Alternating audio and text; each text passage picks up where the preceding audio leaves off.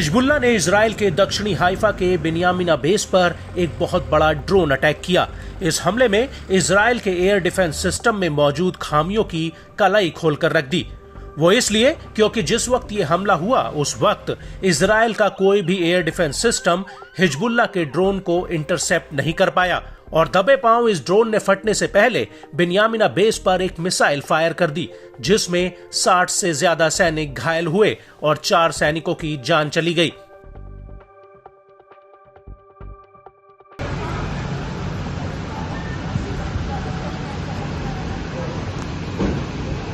इस हमले ने इजराइल की ताकत पर बट्टा तो लगाया ही, साथ ही ये सवाल भी खड़ा किया कि क्या आईडीएफ हिजबुल्लाह के ड्रोन्स के आगे लाचार है और आखिर कैसे हिजबुल्लाह के ये ड्रोन हाइफा के इतनी भीतर तक घुस आए। तो आपको बता दें कि टाइम्स ऑफ इजराइल का कहना है कि ये ड्रोन आयरन डोम को चकमा देकर हाइफा में घुसा। न्यूज एजेंसी का कहना है कि हिजबुल्लाह ने जिस ड्रोन को दागा था वो मिरसाद 1 ड्रोन हो सकता है।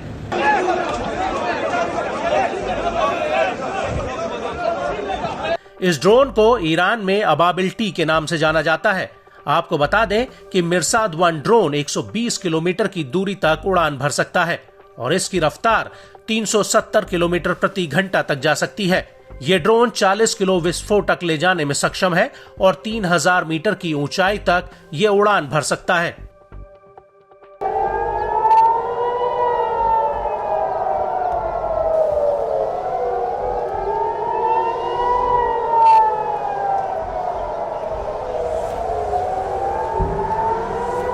बड़ी बात यह है कि इससे पहले 11 अप्रैल 2024 को हिजबुल्लाह का एक ड्रोन चुपचाप पश्चिमी गलीली में करीब 9 मिनट तक मंडराता रहा था और इसके बाद यह ड्रोन सुरक्षित दक्षिणी लेबनान लौट आया था।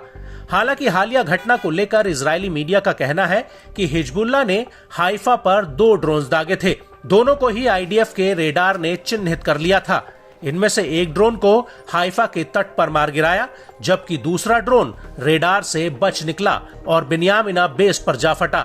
टाइम्स ऑफ इजराइल का कहना है कि इस ड्रोन के पीछे इजरायली जेट्स और हेलीकॉप्टर भागे थे, लेकिन ये रेडार से बच निकला और आईडीएफ इसे ट्रैक नहीं कर पाई।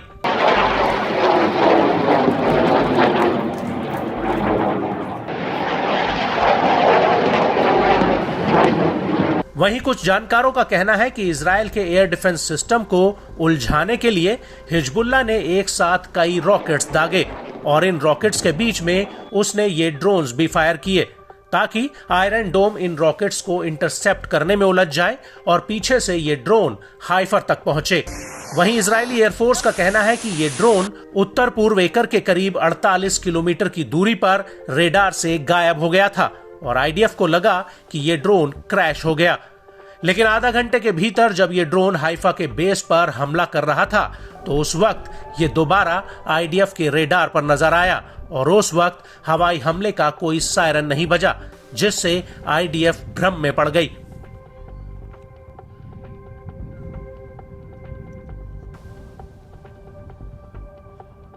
आपको बता दें कि अभी तक हिजबुल्लाह ने इजराइल पर 1200 से ज्यादा ड्रोन्स फायर किए हैं, जिनमें से 221 ड्रोन इजराइल के एयर डिफेंस में घुस आए थे। वहीं इजराइल के आल्मा रिसर्च इंस्टीट्यूट का कहना है कि उत्तरी बॉर्डर से करीब 559 ड्रोन पार करने की घटनाएं सामने आई हैं।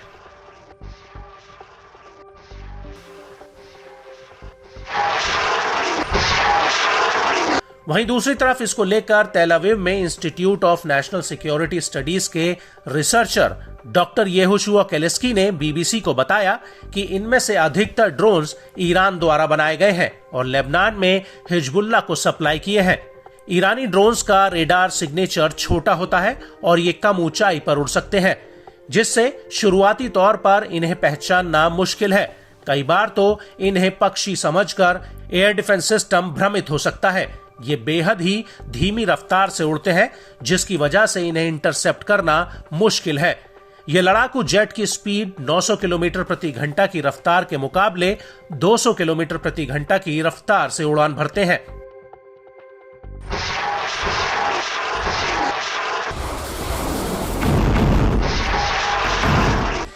और इस सब के बीच ये कहना गलत नहीं होगा कि इजराइल को जल्द से जल्द हिजबुल्लाह के इन ड्रोन्स का कोई टिकाऊ और मजबूत तोड़ ढूंढना होगा, और इजराइल ऐसा करने में कामयाब होता है तो हिजबुल्लाह के साथ इस बार इजराइल की जंग की दिशा और दशा बदल सकती है।